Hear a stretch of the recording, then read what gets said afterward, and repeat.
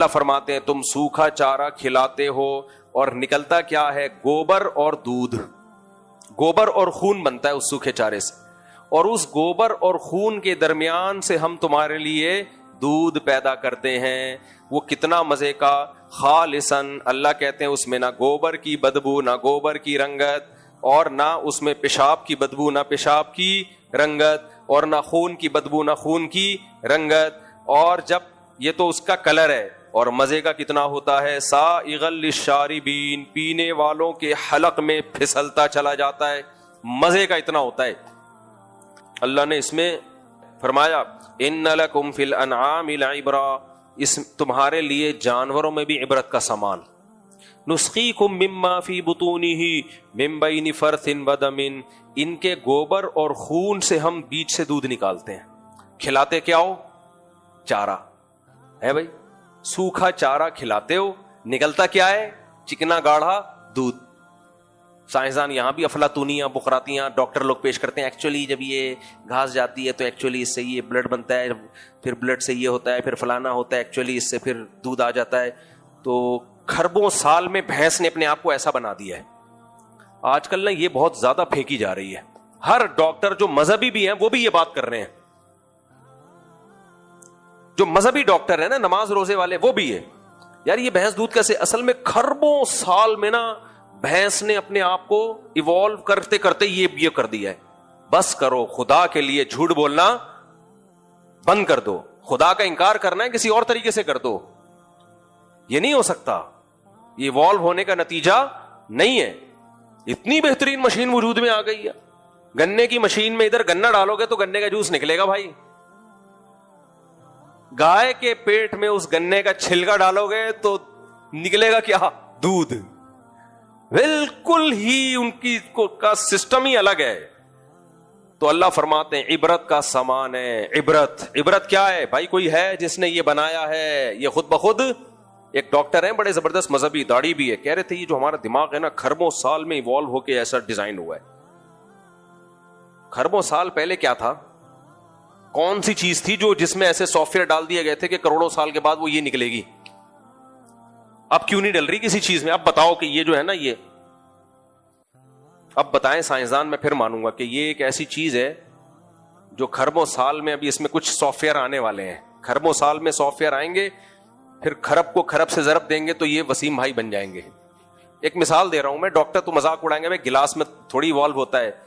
ہمیں پتا ہے گلاس ایوالو نہیں ہوتا. جو چیزیں ایوالو ہوتی ہیں وہ بھی تو پہلے بے جان تھی نا.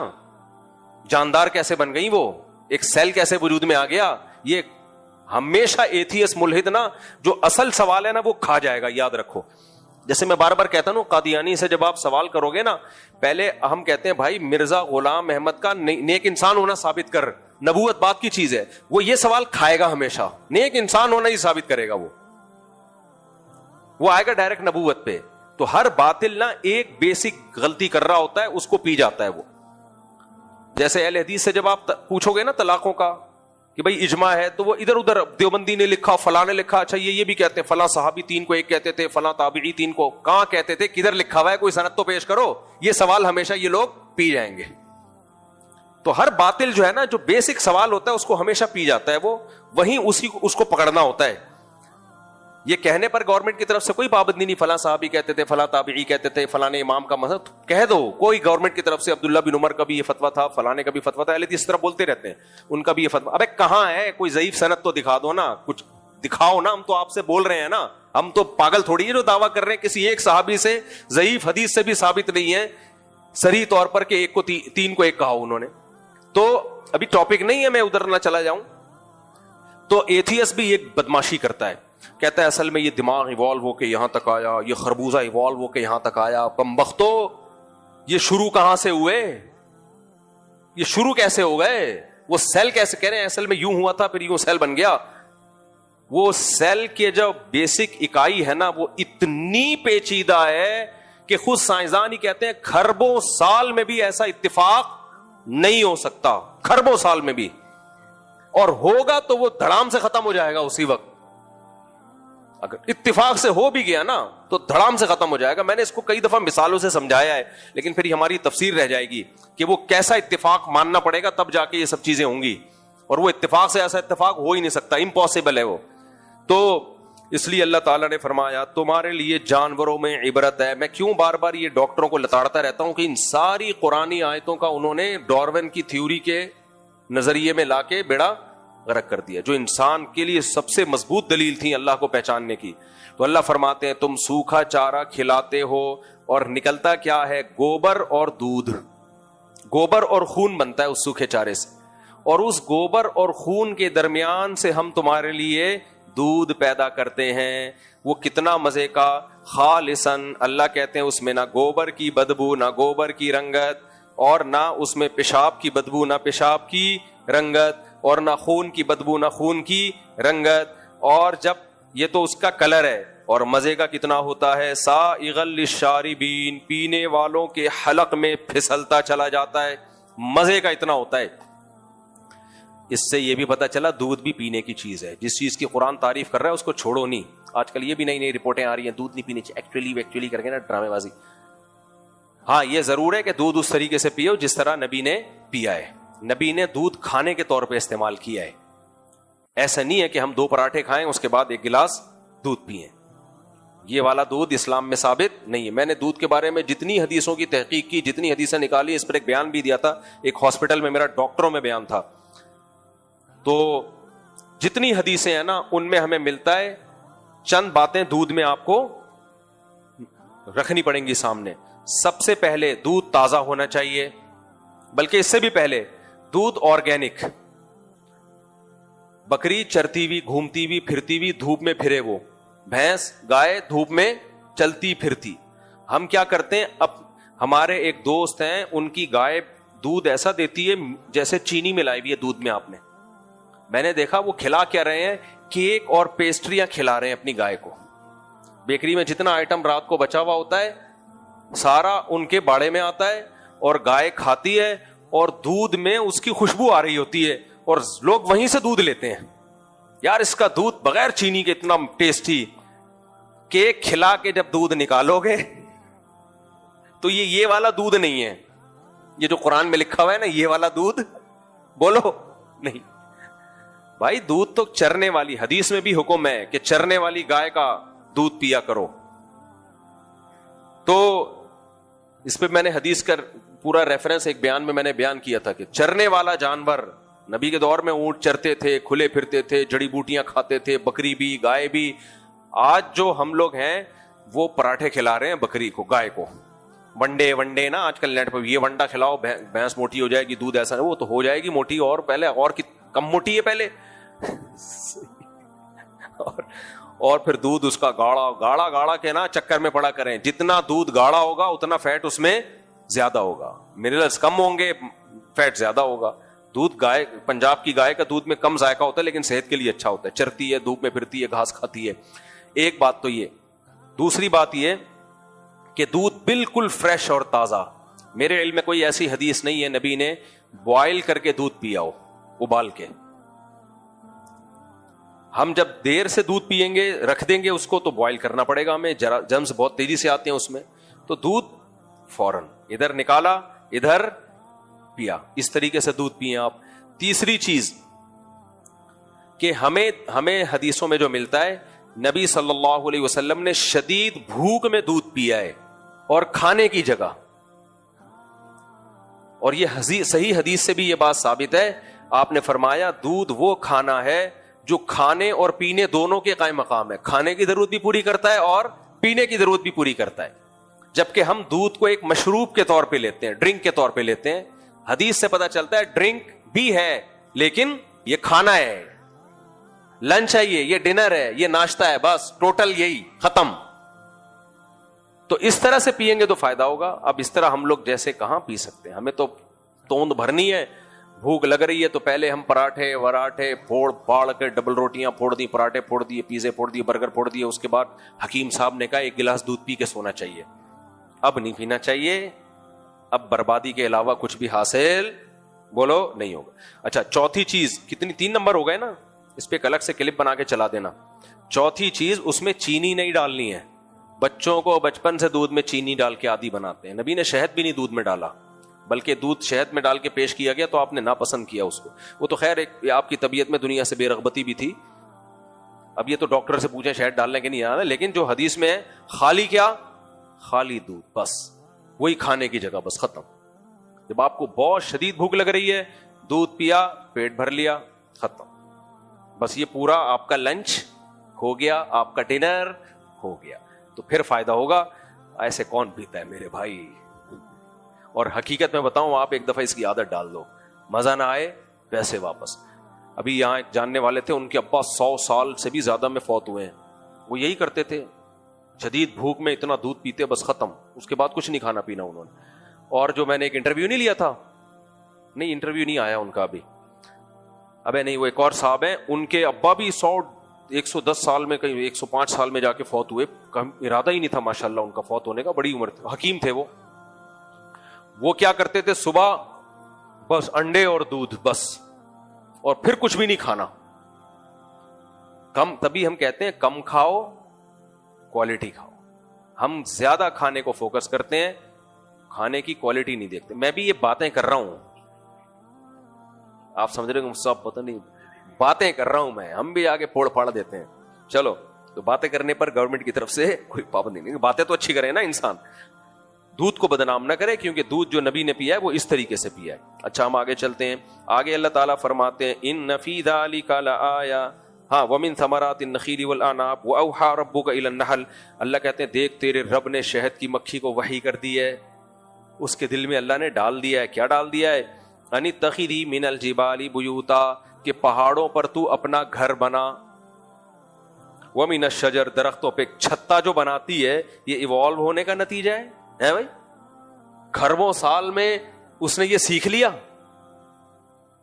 ہم یونیورسٹیوں میں 4 سال بعد نہیں سیکھ پا رہے ہیں, اتنی سی کھوپڑی میں کروڑوں سال.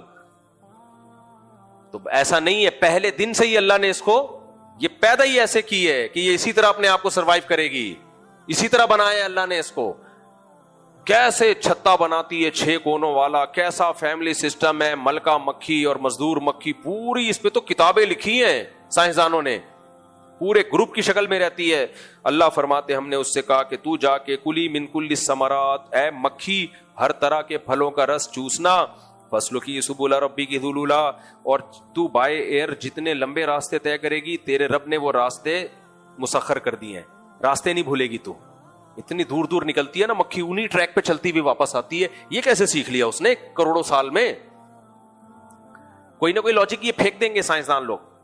یہ کہیں گے ایکچولی پہلے وہ آتی تھی تو راستے میں ہلاک ہو جاتی تھی, تو بہت ساری مکھیاں ہلاک ہو گئیں, ایک پہنچنے میں کامیاب ہوئی تو پھر اس کے دماغ نے خود بخود اگلی نسل میں یہ نالج شیئر کر دی. ہمارا بچہ انجینئر بن جاتا ہے, اگلی نسل میں وہی پکوڑے ہی بیچ رہا ہوتا ہے. وہ کیا خیال ہے؟ تو ایسا نہیں ہوتا. کہنے کو کچھ بھی کہہ سکتے ہو, گورنمنٹ کی طرف سے کوئی پابندی نہیں ہے, لیکن یہ ہنسنے کے لیے اچھی باتیں ہیں, لطیفے ہیں. اتنا بڑا شہد کی مکھی کا پورا ایک سیٹ اپ چل رہا ہے. ملکہ مکھی کہاں سے آ گئی, مزدور مکھی کہاں سے آ گئی, نر مکھی الگ, مادہ مکھی الگ, نر کا کام الگ, مادہ کا کام الگ. اور ایسے خوبصورت ٹیمپریچر کو مینٹین رکھنا اس چھتے میں, بیسیوں راکٹ سائنس ہے یہ آسان سائنس نہیں ہے شہد کی مکھی کو سمجھنا. تو اللہ فرماتے ہیں دیکھو پھر راستے نہیں بھولتی, انہی راستوں پہ واپس آتی ہے. یخرج من بطونها شراب مختلف الوان, اس کے پیٹ سے کیسا مشروب نکلتا ہے, مختلف الوان. ذائقہ اللہ نے نہیں بتایا, کیونکہ ذائقہ تو ہمیں پتا ہے.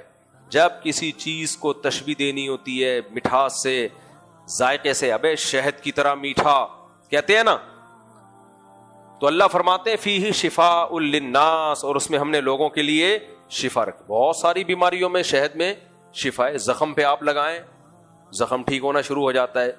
کھانسی میں شہد گلے کو ٹھیک کر, بہت ساری بیماریوں میں استعمال ہوتا ہے. تو اللہ فرماتے ہیں ان فی ذلک لآیۃ لقوم یتفکرون, غور و فکر کرنے والوں کے لیے بہت بڑی نشانی ہے اس میں. اور بہت ساری اللہ نے نعمتیں بیان کی ہیں. اللہ تعالیٰ نے فرمایا خلق السماوات والارض, جو اللہ کی نعمتیں اس میں بیان ہوئی ہیں نا, مختصر وہ آیتیں میں پڑھ لیتا ہوں, کہ پوری نعمتوں کا تو بیان بہت مشکل ہو جائے گا. سلیکٹڈ آیتیں جو ابھی سامنے آتی چلی جائیں گی وہ پڑھتا رہوں گا. یہ سب نعمتیں اس لیے بیان کی جا رہی ہیں کہ سائنسدانوں کے چکر میں پڑ کے اللہ سے غافل مت ہو جاؤ. پیسے میں، دولت میں، دنیا داری میں، بھائی اللہ نے بنایا ہے یہ سب تمہارے لیے، یہ خود بخود نہیں ہو رہا، آٹومیٹیکلی کچھ بھی نہیں ہوتا. فرمایا خلق السماوات والارض خلق الانسان من نطفۃ فاذا هو خصیم مبین. اللہ کہتے ہیں میں نے تمہیں ایک غلیظ پانی سے بنایا، ایک غلیظ چھوٹا سا قطرہ ہوتا ہے اس سے بنایا، اور کیسا شاہکار، فاذا هو خصیم مبین، جھگڑالو اور ڈیبیٹ کرنے والا، بحث کرنے والا. بحث کیا کر رہا ہوتا ہے؟ اللہ ہی کے بارے میں بحثوں میں لگا ہوا ہے کہ ہم خود بخود بنے ہیں یا ہمیں کسی نے بنایا ہے. بھائی تم پانی کی بوند تھے چند سال پہلے، کروڑوں خربوں سال میں تھوڑی وہ پانی ایوالو ہوا ہے. بوند تھے، چند دنوں میں اس سے آنکھ، ناک، کان، دل، دماغ، جگر، گردے، پھیپھڑے، ہاتھ، انگلیاں، ناخن، پاؤں، گھٹنے، جوائنٹ سب بنا کے مارکیٹ میں لایا گیا تمہیں. اور اللہ فرماتے ہیں اذا ہوا خصیم، اچانک، اذا کہتے ہیں اچانک جھگڑالو. اچانک کا مطلب کیا کہ اس کے اس مادے کو دیکھو تو لگے گا کہ یہ تو سروائیو ہی نہیں کر پائے گا، ایسے ہی کچھ بھی نہیں ہے، لیکن ایسی ذہین مخلوق کہ جھگڑے کرنا شروع. اور سورہ یاسین میں کیا اللہ نے کہا جھگڑے بھی کس سے کرتا ہے؟ ہم سے جھگڑا کرتا ہے کہ تو نے نہیں بنایا، ہم خود بخود وجود میں آئے ہیں. اور جو مانتے ہیں اللہ نے بنایا وہ پھر اللہ کی آیات نہیں مانتے، وہ کہتے ہیں بنا تو دیا دوبارہ نہیں بنا سکتا، اس میں جھگڑا کرنا شروع کر دیتا ہے. تو اللہ نے ایک نعمت بیان کی، دیکھو کیسا شاہکار بنایا. والانعام خلقها، اس نے صرف انسانوں کو نہیں بنایا، انسانوں کے فائدے کے لیے چوپایوں کو بھی بنا دیا. اس نے ہمارے فائدے کے لیے کس کو بنایا؟ جانوروں کو. اور ڈارون نے کہہ دیا ہم بنے ہی جانوروں سے ہیں. لا حول ولا قوت الا باللہ. ہمارے فائدے کے لیے جانور بنائے ڈارون نے، جانور سے ہمارے باپ دادا کا رشتہ جوڑ دیا. والانعام خلقها، اس نے جانوروں کو بھی پیدا کیا. یہ بات ضرور ہے، قرآن کہتا ہے یہ جتنے جانور ہیں امم امثالکم، یہ تمہارے جیسے ہیں، تمہاری جنس میں سے ہیں. جنس کا مطلب کیا ہے؟ ان سب کو بنانے میں چند چیزیں کامن رکھی گئی ہیں تاکہ ہمیں ان سے انسیت ہو. سب کی آنکھیں ہوتی ہیں، سب کی ناک ہوتی ہے، اکثر کی ریڑھ کی ہڈی ہوتی ہے، چلتے ہیں، خوراک کی ضرورت سب کو، آکسیجن کی ضرورت سب کو.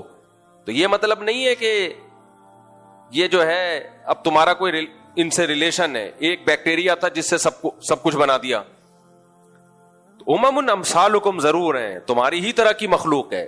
ہماری طرح کی کیوں؟ کچھ مخلوقات ایسی بھی ہیں جو ہماری طرح کی نہیں ہیں، وہ ہم وہاں تک پہنچ ہی نہیں سکتے. جنات ہیں اور فرشتے ہیں، وہ سائنس کے دائرہ کار سے ہی باہر ہیں، جو ہم اپنی جنس کی چیزوں کے بارے میں تحقیق کر سکتے ہیں.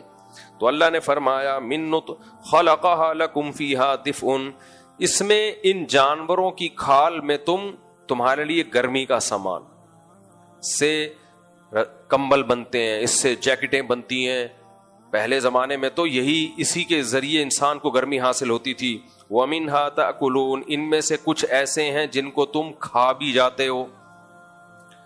وَلَكُمْ فِيهِ جَمَالٌ، اور جب یہ ریوڑ لے کے صبح اپنے گھروں سے نکلتے ہو، پہلے کمائی کا یہی ذریعہ تھا، تو اس میں تمہارے لیے ایک جمال ہوتا ہے، زینت ہوتی ہے. وَحِينَ تَسْرَحُونَ، اور جب شام کو یہ ریوڑ لے کے نا بکریوں کا، بھیڑ بکریوں کا صبح چرانے کے لیے نکلتے ہو، شام کو واپس آتے ہو، اس میں بھی تمہارے لیے ایک زینت ہوتی ہے.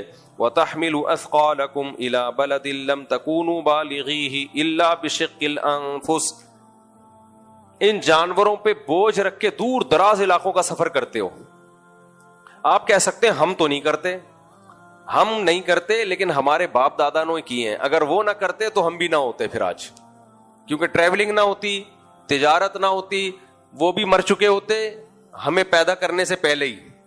ہماری جدی پشتیوں میں نا انسانیت کی بقا اللہ نے ان جانوروں سے وابستہ کی ہے. پوری دنیا میں جو ملک آباد ہوئے ہیں نا اتنے، یہ یا تو سمندری راستوں سے یا اونٹ کے ذریعے یا گھوڑوں کے ذریعے. تو اللہ فرماتے ہیں ان جانوروں میں والخیل والبغال والحمیر لترکبوها اسی نے خچر، گھوڑے اور گدھے پیدا کیے تاکہ تم ان پہ سوار ہو، وزینہ اور اس میں تمہاری زینت ہو. ان سواریوں میں اللہ نے زینت بھی رکھی ہے. آج کا گھوڑا کیا ہے؟ Land Cruiser. آج کا گدھا کیا ہے؟ CD70 رکشا. ٹھیک ہے نا. آپ کہہ سکتے ہو رکشے میں تو زینت نہیں ہے.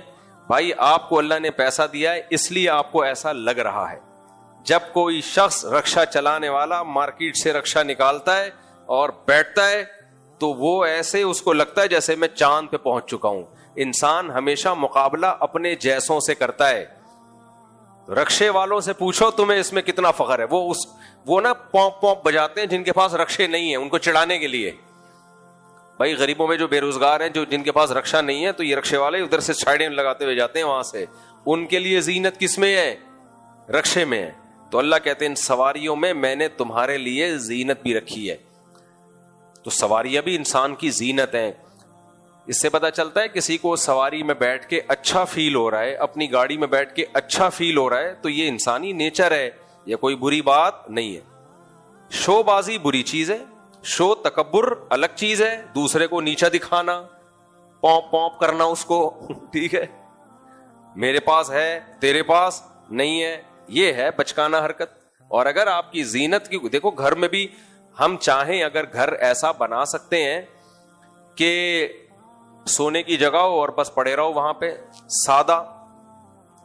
ابھی وہ مفتی حنیف قریشی صاحب, کیونکہ وہ خود بریلوی مکتب فکر کے ہیں نا, اس لیے بیان کرنے میں کوئی حرج نہیں ہے, انہوں نے بتایا کہ ہمارے ایک بزرگ ہیں جو بہت سادہ ہیں, وہ پتہ نہیں کتنے کروڑوں کے بنگلے میں چٹائی پہ بیٹھتے ہیں سادگی کی وجہ سے. سمجھ میں آ رہی ہے بات؟ وہ بیٹھتے چٹائی پر ہیں کیونکہ مزاج میں کیا ہے؟ سادگی. بنگلہ کروڑوں کا ہے, بیٹھے ہوئے اس میں کس پہ ہیں؟ یہ بالکل ایسا ہی ہے جیسے میں قطر یا ایمریٹس کے بزنس کلاس میں سفر کر رہا ہوں نیچے چٹائی پہ بیٹھ کے, کہ چٹائی پہ بیٹھنا سنت ہے. پبلک تو پھر بولے گی نا بھائی صاحب, مفتی صاحب بس کرو یار. تو ہے کیا کریں. خیر, تو اس لیے جو یہ خامخواہ کی چیزیں نہیں کرنی چاہیے. نبی صلی اللہ علیہ وسلم کی سیرت کے دو پہلو ہیں, ایک دین اور ایک آپ کی ذاتیات جو عرب کا کلچر تھا. تو ہمیں آپ کو فالو کرنے کا حکم ایز اے پیغمبر ہے صلی اللہ علیہ وسلم. جن پیغامات میں آپ میسنجر آف گاڈ کی حیثیت رکھتے ہیں صلی اللہ علیہ وسلم, وہ حیثیت جو آپ کی محمد ابن عبداللہ ہے, عربی ہیں, تو وہ تو ایک کلچر ہے, ہر قوم کا اپنا کلچر ہوتا ہے. اس میں ہمیں نبی کو فالو کرنے کا حکم نہیں ہے. کوئی کر لے تو ٹھیک ہے, نہیں کرے تو بھی ٹھیک ہے. کیونکہ آپ کو اگر ہمیں فالو کرنے کا حکم ہوتا, آپ کی حیثیت محمد ابن عبداللہ صلی اللہ علیہ وسلم, اس حیثیت سے کہ آپ عربی تھے, تو بھائی پھر تو ہمیں جو کی روٹی کھانی چاہیے, پھر تو ہمیں ازار پہننا چاہیے. نبی کے دور میں تو یہ والا ڈریس نہیں تھا. پھر تو ہمیں گدھے پہ سواری کرنی چاہیے, جہاز نہیں تھے. ہم یہی کہتے ہیں بھائی وہ کام جو نبی نے کیے ہیں وہ کلچر کی بیس پہ کیے ہیں, عربوں کا کلچر تھا. ہاں, جو کلچر شریعت کے خلاف تھا نبی نے وہ چینج کر دیا, جو غیر شرعی تھا وہ چینج کر دیا. عرب عورتوں کا کلچر تھا سینے پہ دوپٹے نہیں ہوتے تھے, ایسے سینے کھلے ہوتے تھے, بازاروں میں پھر رہی ہوتی تھی. یہ کلچر اسلام کے خلاف, اللہ کے خلاف. اسلام نے اس کلچر کو چینج کیا. یدنین علیہن من جلابیبہن, باہر جب نکلو گی بڑی چادر لے کے نکلو گی. تو وہ کلچر میں ہمیں نبی کو فالو کرنے کا حکم نہیں ہے. ان چیزوں میں کوئی کر لے تو اس کی مرضی ہے, لیکن یہ نہیں. اچھا خیر, تو اللہ فرماتے ہیں کہ ان سواریوں میں تمہارے لیے زینت بھی ہے. جب کسی کو پہلی تنخواہ ملتی ہے اور 0 میٹر بائک لے کے آتا ہے, گاڑی خریدتا ہے, خوش ہوتا ہے, دوستوں کے ساتھ شیئر کرتا ہے, اس میں کوئی خرابی کی بات نہیں ہے. لوگ خامخواہ کے صوفی بن کے ابے دکھا کیوں رہا ہے ہمیں, تو دکھانے دو بھائی. ہاں, چڑھانے کے لیے دکھا رہا ہے تو پھر غلط بات ہے. بعض لوگ چڑھانے کے لیے دکھا رہے ہوتے ہیں, وہ صاحب آج کل آ نہیں رہے جو چڑھانے کے لیے دکھاتے تھے. خیر, مفتی طارق مسعود اسپیشل